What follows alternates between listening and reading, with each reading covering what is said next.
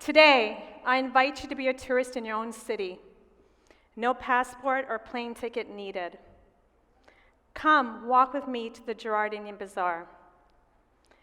It's a Saturday night and the street is buzzing. Colorful lights brighten up the streets. Saris of brilliant ruby reds, peacock blues, and burnt oranges. Are you craving some dessert? Let's go to the dessert shop. There's gulab jamun, ras malai, and kulfi. And all of a sudden, I'm hearing some corn on the barbecue. And he's not putting any butter on it, it's pure spice. There's beautiful, fragrant mangoes, passion fruit, sugarcane. And then we walk to the center of the bazaar. And we see families taking pictures of the rickshaw, reminiscing to their families about the rickshaw rides they took to school, as they drink sugarcane juice and eat pani puri. All of a sudden, you hear a cheer for the Toronto Raptors as they have won the championship. And as we turn the corner, we see a tent draped with saris.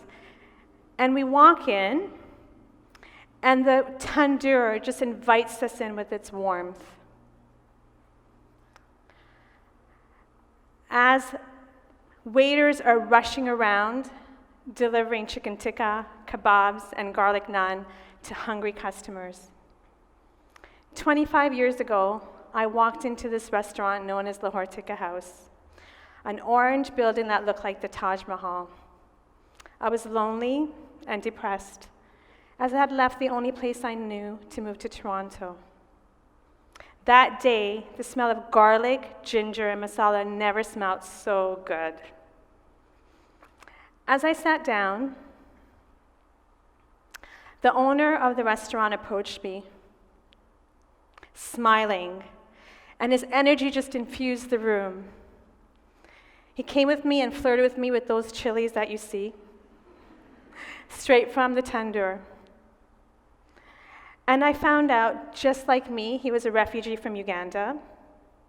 And also like me, he felt a sense of belonging and comfort in Little India, as we were both from the South Asian diaspora. 1 year later, on the bustling streets of Little India, surrounded by friends and family, the owner of Lahore Tikka House, the man that I had an instant connection with, rode up on a rickshaw and asked me to marry him.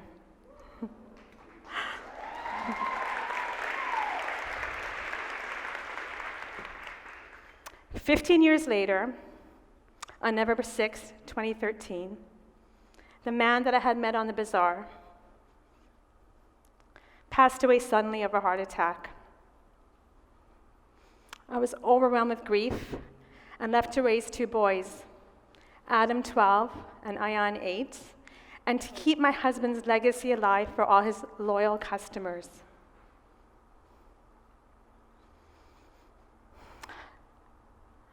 I had watched Alnur strive and struggle for 20 years to build Lahore Tikka House to what it is today. Not just bricks and mortar, but a cultural icon, a place for community. After Alnur's passing, closing Lahore Tikka House would have been the easiest thing to do. But that meant letting go of Alnur's legacy, his memory, and my cultural roots that were so embedded in Little India.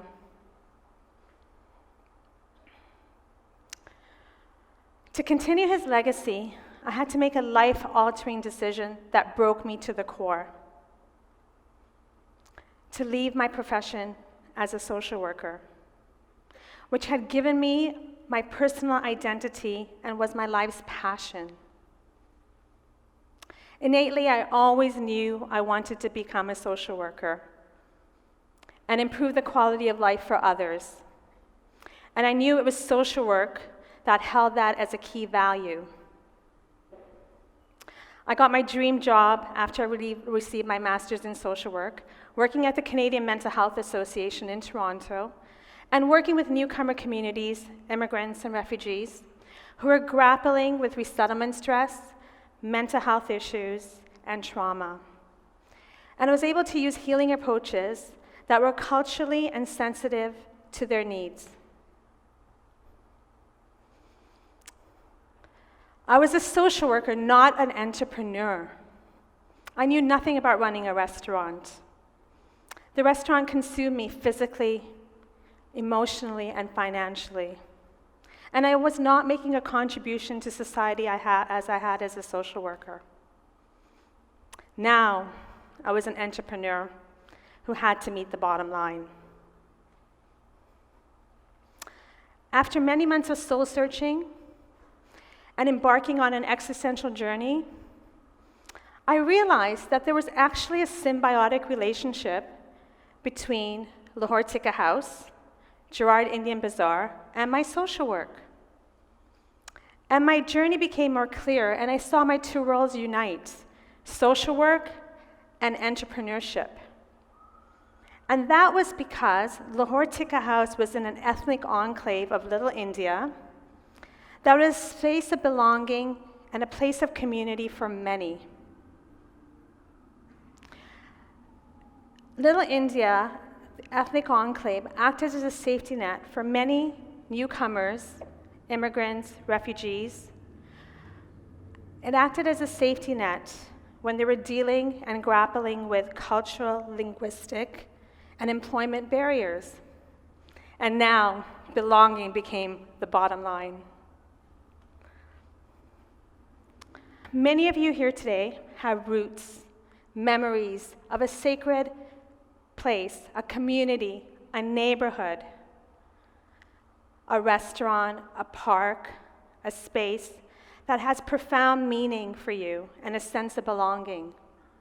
For many immigrants and refugees, they have found that sense of space in the many ethnic enclaves that thrive throughout the city of Toronto.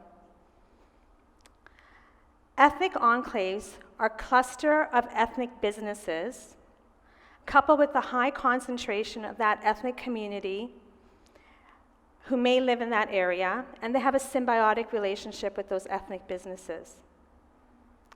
Ethnic enclaves are woven throughout the city of Toronto, from the Jewish community that built Kensington Market, from Greek Town to Little Italy, to Little India, to Little Jamaica, Little Ethiopia, from Koreatown to the Portuguese neighborhoods of Toronto, to Chinatown.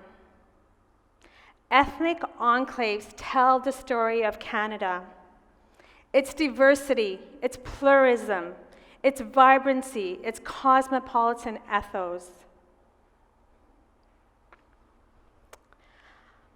First Nation communities, Métis and Inuit, were the original inhabitants of Canada, also known as Turtle Island.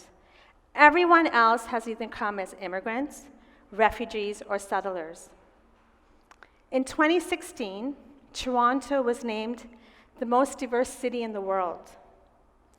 46% of the population of Toronto have come as newcomers, and that translates into 5 out of 10 people in Toronto making Toronto their new home. Diversity is a Canadian value, and preserving and protecting ethnic enclaves is part of that value that we must uphold.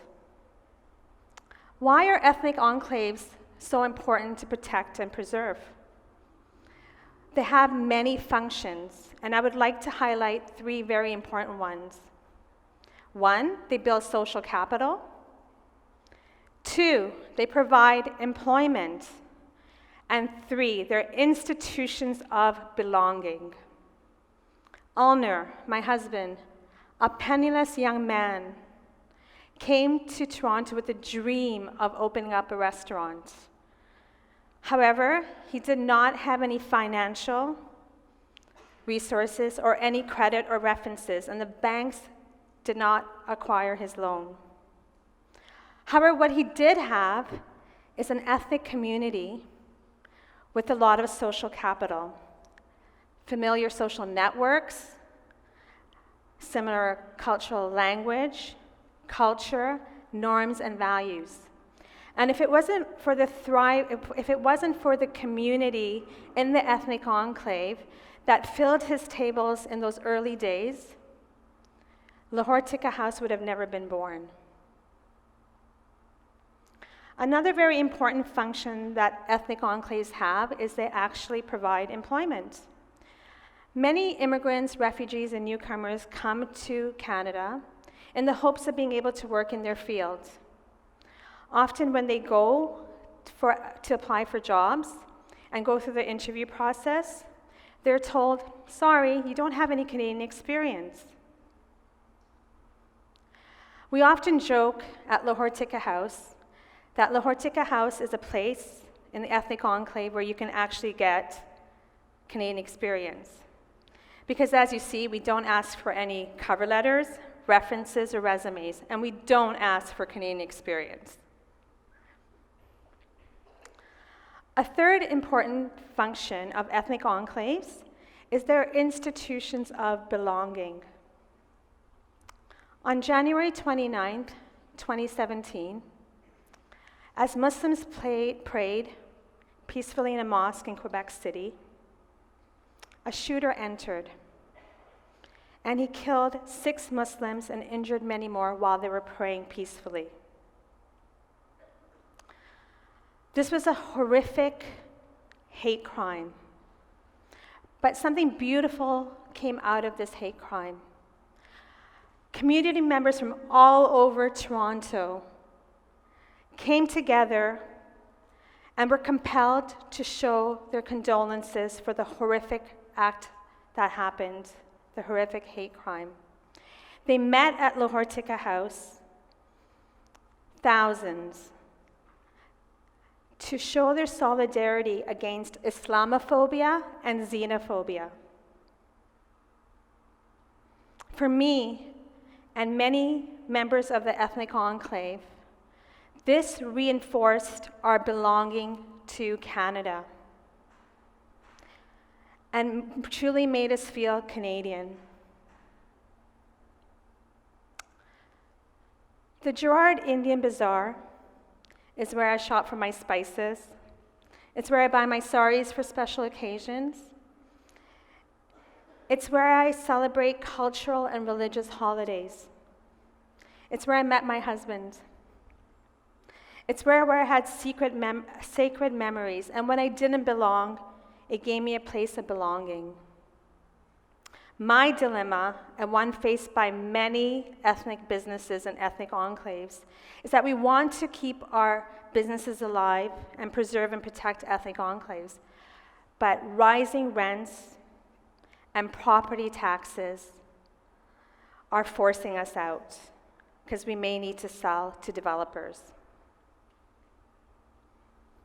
What can we do about this? Urban planners, landlords, community members need to work together, developers need to work together with communities, and they need to keep the cultural identity of ethnic enclaves while they are redeveloping. We're turning into a homogeneous landscape, lacking personality and character.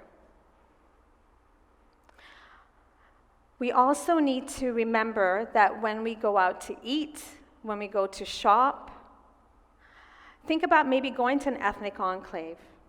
Because when you eat and shop in an ethnic enclave, you're actually supporting a community. Similar to heritage buildings, we need to preserve and protect heritage communities.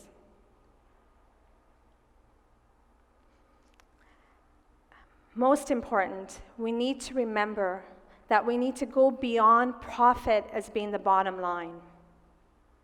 And we need to make belonging the bottom line. Thank you.